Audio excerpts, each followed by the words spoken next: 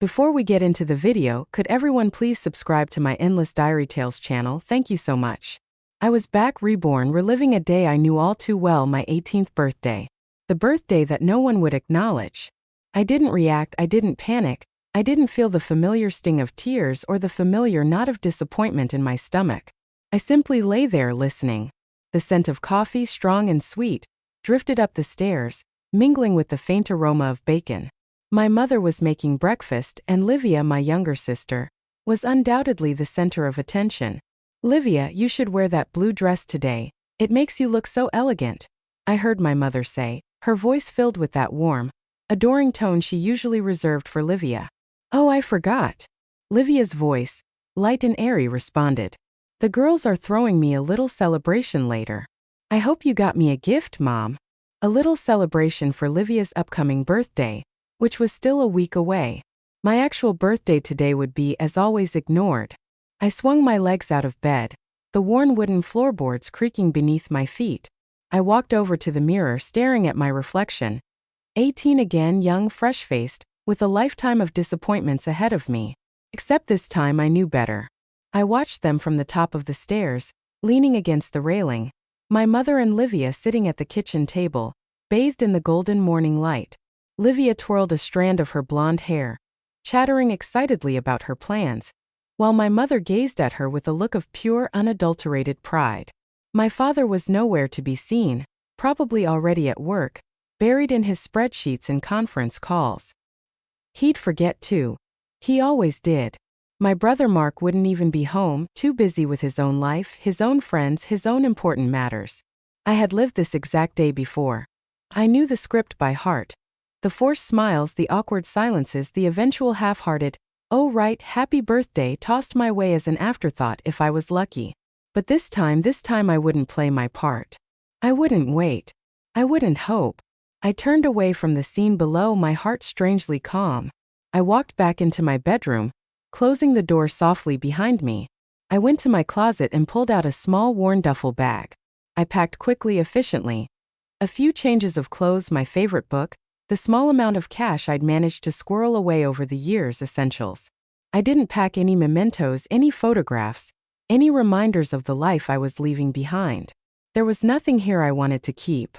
I walked out of my room, down the stairs, and out the front door without a word. The laughter from the kitchen followed me, a cheerful soundtrack to my silent departure. As I walked away from the house, the only home I'd ever known, I didn't feel sadness or anger or regret. I felt free. A quiet, liberating sense of release. This time I was choosing my own path. The city streets were bustling with early morning activity. People rushing to work, to school, to their lives. But I felt strangely detached, as if I were watching a movie, a scene I was no longer a part of. I was invisible, a ghost drifting through the familiar landscape, and for the first time that invisibility felt like a superpower, not a curse. I walked to the bus station, the air growing thick with the smell of exhaust fumes and diesel. The station was a chaotic hub of activity, people coming and going, their faces etched with anticipation, weariness, or boredom. I approached the ticket counter, my heart beating a steady, determined rhythm. "One-way ticket, please," I said to the clerk, my voice surprisingly steady. "Where to?" he asked without looking up. I hesitated. Where to? It didn't matter. Anywhere but here. I scanned the list of destinations, my eyes landing on a random name. Seabreeze Cove. I said it aloud. I'd never heard of it. It sounded peaceful. "That'll be $20, he said, handing me a ticket. I paid with cash, the bills feeling strangely heavy in my hand. This was it, no turning back. I found a seat near the back of the bus, settling in for the long ride. My phone buzzed in my pocket, a notification from the family group chat. I didn't bother to check it. I knew what it would be. Pictures of Livia, messages about her party plans for the weekend, no mention of me. I deleted all notifications.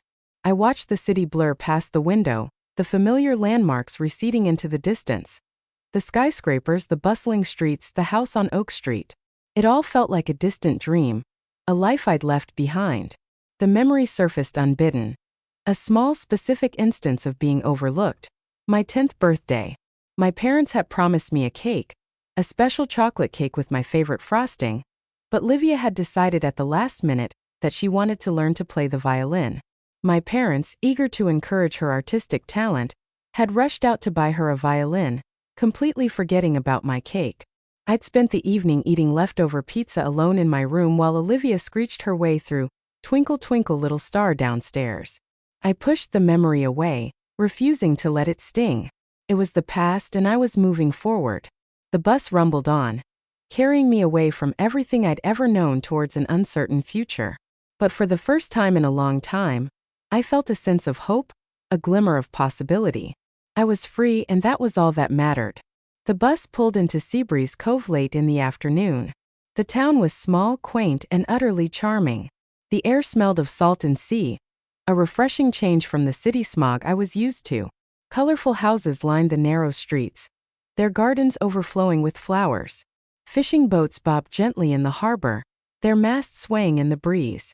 It was a postcard-perfect scene, a world away from the sterile, suffocating environment I'd left behind. I found a boarding house near the beach, a faded Victorian building with a wraparound porch and a sign that read rooms for rent. The landlady, a woman named Mrs. Peterson with kind eyes and a warm smile, showed me to a small but clean room on the second floor. It had a window overlooking the ocean, a view that it would have cost a fortune in the city. Here it was just part of the scenery. I paid for a week in advance using the last of my cash. I needed to find a job and fast. I spent the rest of the afternoon exploring the town. It was a slow, unhurried pace of life, a stark contrast to the frantic energy of the city. People smiled at me, said hello, and made eye contact. It was disarming. I found a small family-run cafe near the harbor. The salty siren, a handwritten sign in the window read, "Waitress wanted." Felt like a sign. I walked in, the scent of freshly brewed coffee and baking bread filling the air. A bell above the door jingled, announcing my arrival. A woman, probably in her late 40s with a tired but friendly face, looked up from behind the counter. "Can I help you?" she asked. "I saw the sign in the window," I said. "I'm looking for a job." She looked me over, assessing. "Ever been a waitress before?" "Yes," I lied smoothly. I'd worked plenty of odd jobs in my previous life, enough to know the basics. She hired me on the spot. "Trial basis," she said. "But you can start tomorrow." I walked out of the cafe, a small smile playing on my lips. I had a job, a place to stay, a new beginning. I spent the evening walking along the beach, the sand cool and soft beneath my bare feet. The waves crashed against the shore, a rhythmic, soothing sound. The sun set, painting the sky in shades of orange, pink, and purple. It was beautiful, and for the first time in a long time I felt peaceful. A memory flashed, a sharp contrast to the present moment. My 16th birthday. I'd spent weeks planning a small party, inviting a few close friends. I'd even baked my own cake. But on the day of the party, my parents announced that they were taking Livia to a special audition for a performing arts school. They'd completely forgotten about my party. My friends had made excuses one by one until I was left alone with a cake that no one would eat. I pushed the memory aside. It didn't matter anymore. I was no longer that girl striving for attention, for approval, for love that would never come.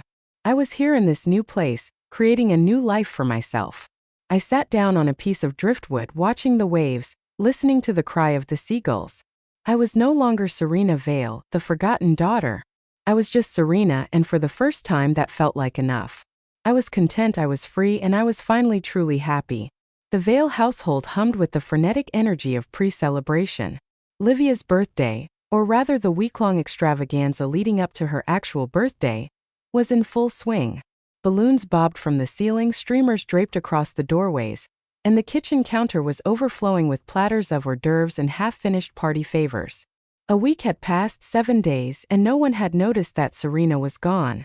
Livia, the birthday girl, flitted around the house like a hummingbird, her phone glued to her ear, her voice a constant stream of excited chatter.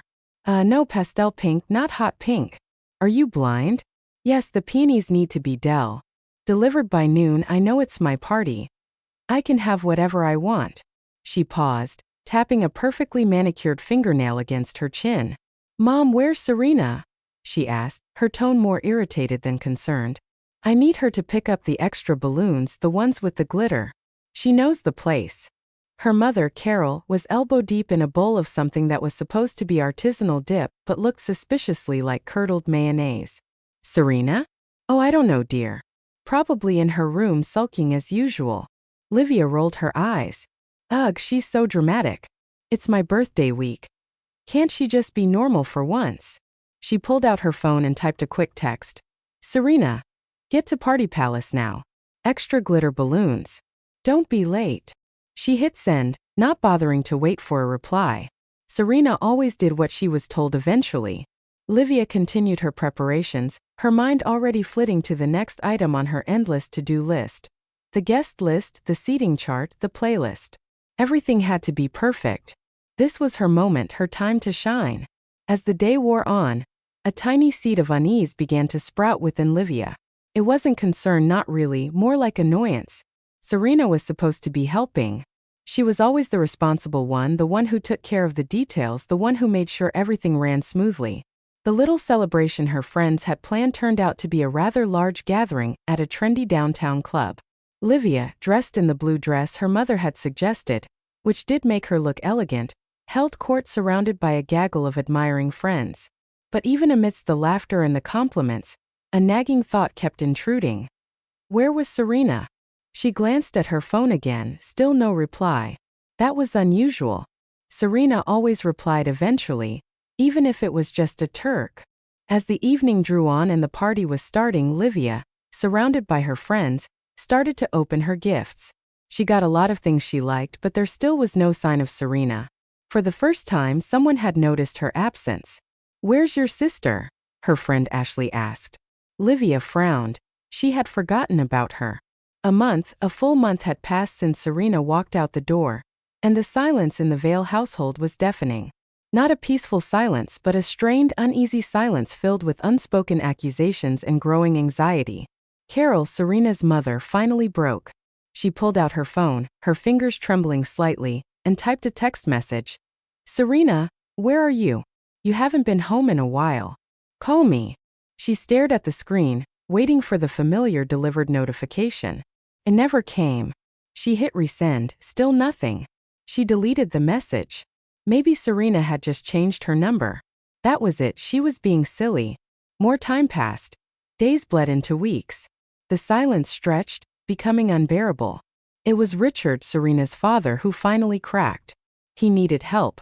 He was drowning in paperwork, overwhelmed by the financial side of his business, the side Serena had always handled with ease. Efficiency, damn it, he muttered, slamming his fist on his desk. Where is that girl? He picked up his phone and dialed Serena's number. The number he hadn't bothered to call and he couldn't even remember how long. Straight to voicemail. He tried again, same result. He called Carol, his voice tight with frustration. Have you heard from Serena? No, Carol replied, her voice defensive. She's probably just sulking somewhere, being dramatic as usual. Sulking? She hasn't been home in weeks. She's not answering her phone or her emails. It's not like her. She'll come back when she gets over herself, Carol insisted, but her voice lacked conviction. She'll come back when she needs money, Richard added, equally unconvincingly. The conversation devolved into an argument, a bitter exchange of accusations and recriminations. They were both starting to realize the gaping hole Serena's absence had left in their lives. They had taken her for granted, used her, ignored her, and now she was gone. Later that evening, Carol was sitting at the kitchen table, staring at a half-eaten bowl of ice cream. Livia was upstairs getting ready for another night out. Mom, have you seen my diamond earrings? Livia called down, her voice laced with irritation. The ones Serena borrowed? Carol froze. Serena hadn't borrowed the earrings. Livia had given them to Serena, a rare gesture of generosity after Serena had helped her out of a particularly sticky situation, a situation Carol had completely forgotten about. I don't know, dear, Carol stammered. Maybe ask Serena? The name hung in the air, a sudden sharp reminder of the missing member of their family. Livia came downstairs, her expression confused. Ask Serena? Mom, are you okay? Serena hasn't been. Carol's hand flew to her mouth, her eyes widening in horror. She had forgotten. For a split second, she had completely forgotten that Serena was gone. I just. She stammered, unable to meet Livia's gaze. The slip, the accidental utterance of Serena's name hung in the air, a chilling testament to their collective guilt, their shared neglect. The first crack in their carefully constructed facade of normalcy had appeared, and it was only a matter of time before the whole thing came crashing down. The absence of Serena was no longer a silent void.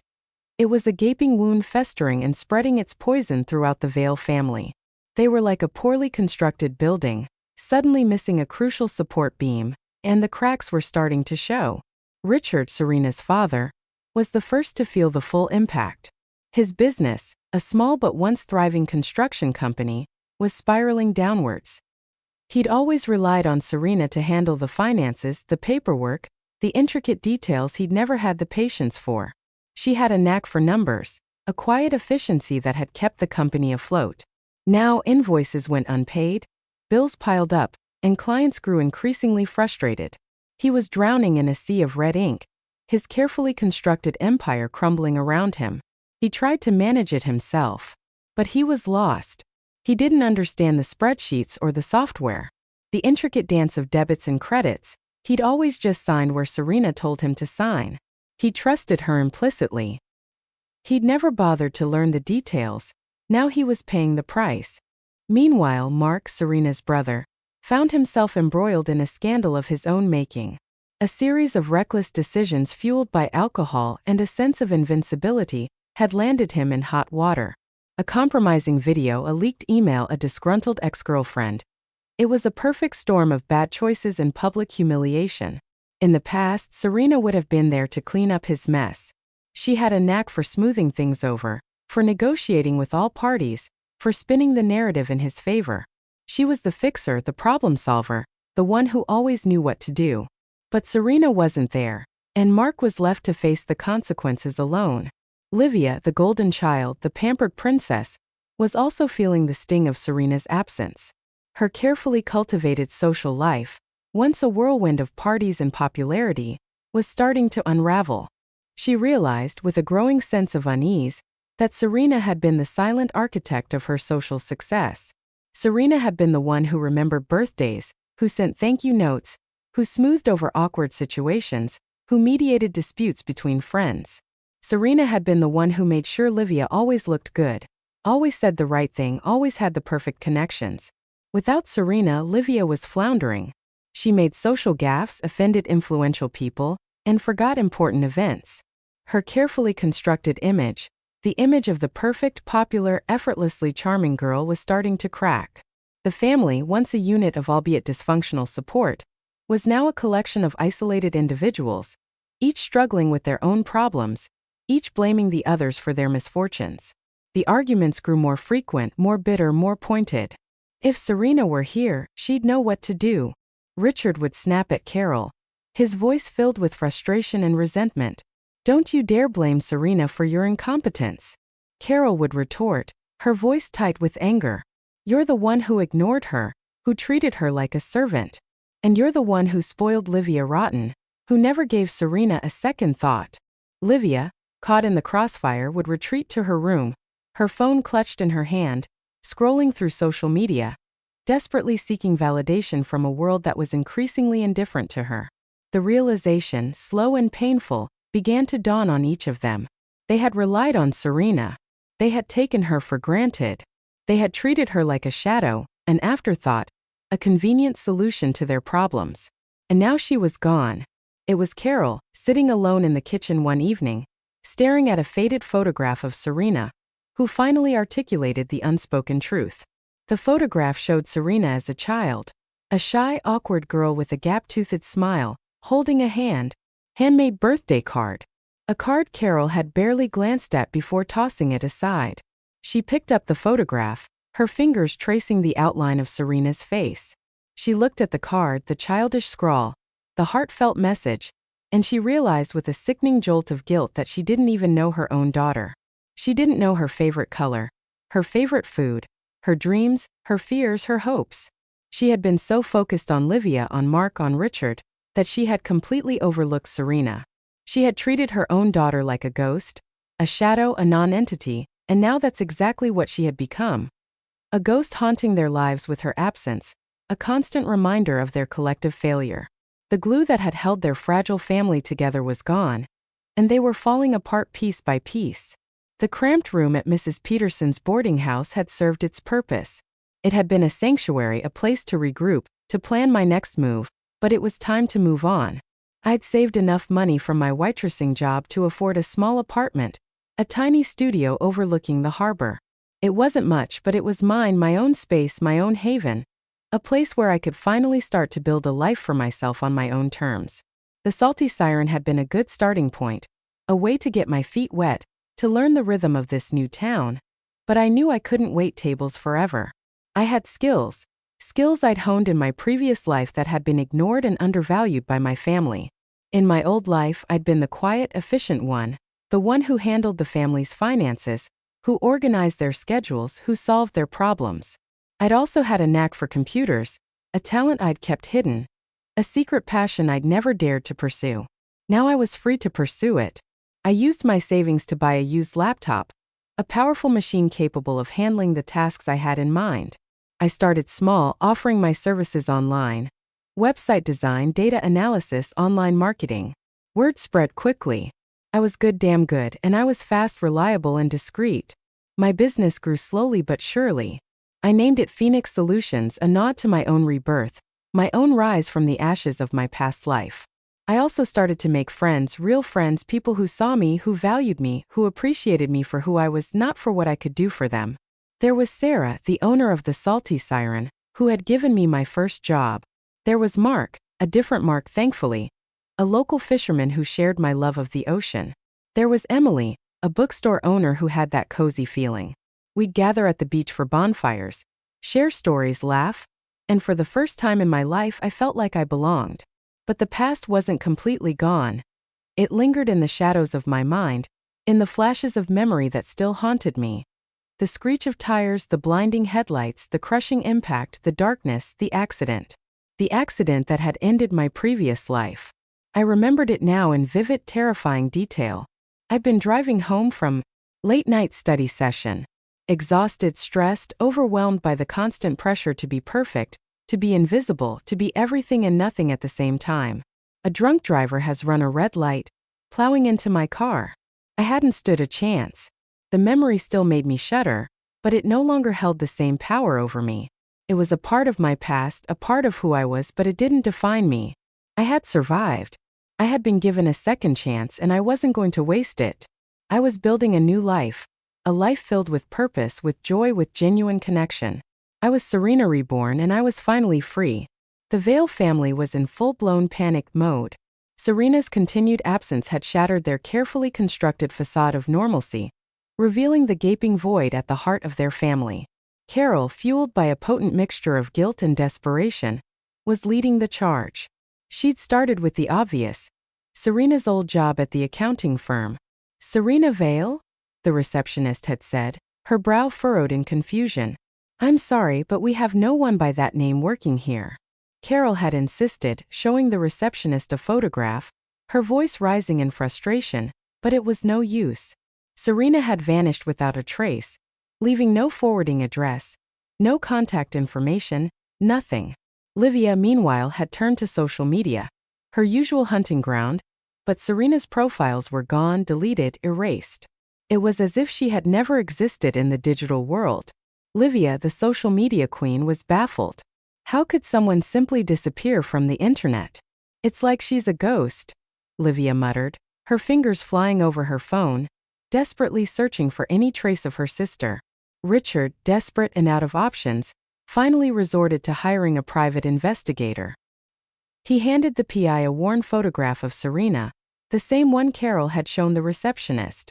It was the only recent photo they had. Find her, Richard said, his voice hoarse with desperation. Find my daughter. But the PI, a seasoned professional with a network of contacts and informants, was coming up empty. Serena had covered her tracks well. She had used cash, avoided security cameras, left no digital trail. She had become a ghost, a whisper, a phantom. As the search dragged on, the family's realization grew. They didn't know Serena.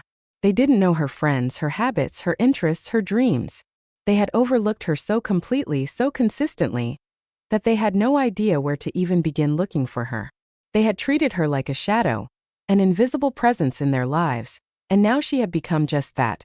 A shadow vanished into the ether, leaving them with nothing but regret and the chilling realization that they might never see her again. They had lost her, and it was entirely their own fault. I chose the location, a small nondescript cafe in a town halfway between my new life and the one I'd left behind. Neutral ground, a place with no memories, no emotional baggage, a place where I could finally say goodbye. I arrived early, settling in. Into a booth near the back, my hands wrapped around a warm mug of tea. I wasn't nervous. I wasn't angry. I was calm, resolved. This was the final act, the closing scene of a play I no longer wanted to be a part of. They arrived a few minutes later, my family. My mother, her face etched with worry and guilt. My father, his shoulders slumped, his eyes filled with a sadness I'd never seen before. Livia, her usual bubbly demeanor replaced by a subdued, almost frightened expression, and Mark, looking awkward and out of place. They stood there, hesitant, unsure of what to do, what to say. The perfect family portrait shattered and broken. "Serena," my mother began, her voice trembling. "You look different." I simply nodded, taking a sip of my tea. Different? Yes, I was different.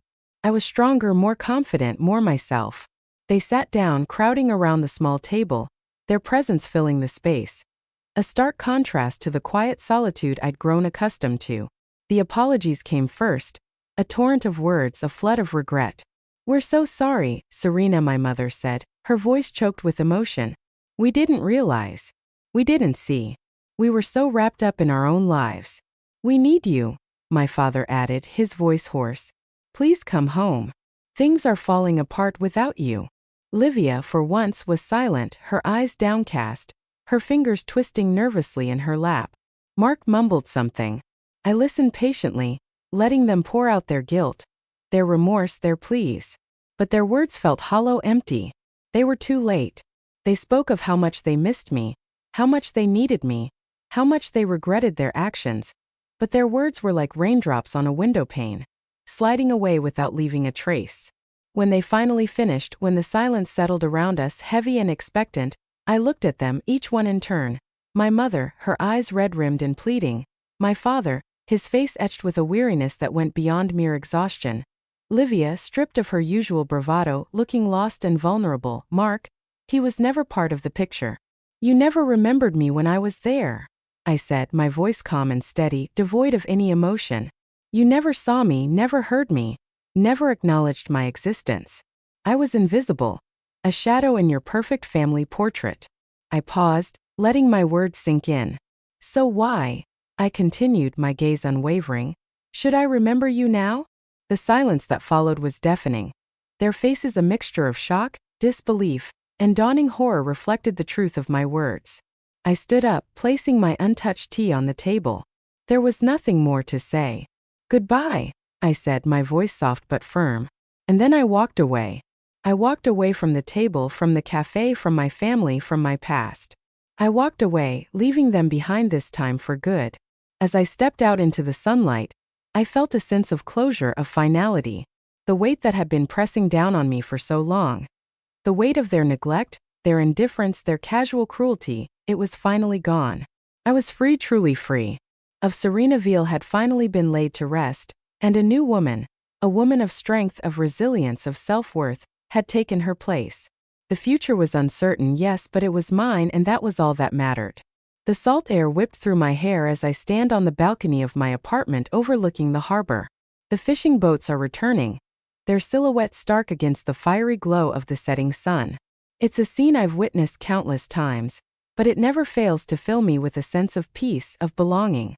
My life now is good, really good. Phoenix Solutions is thriving. I have more clients than I can handle, a testament to my skills, my dedication, and the reputation I've built. I have a comfortable apartment filled with sunlight and the sound of the waves. I have friends, real friends, who see me, who value me, who appreciate me for who I am. I'm happy.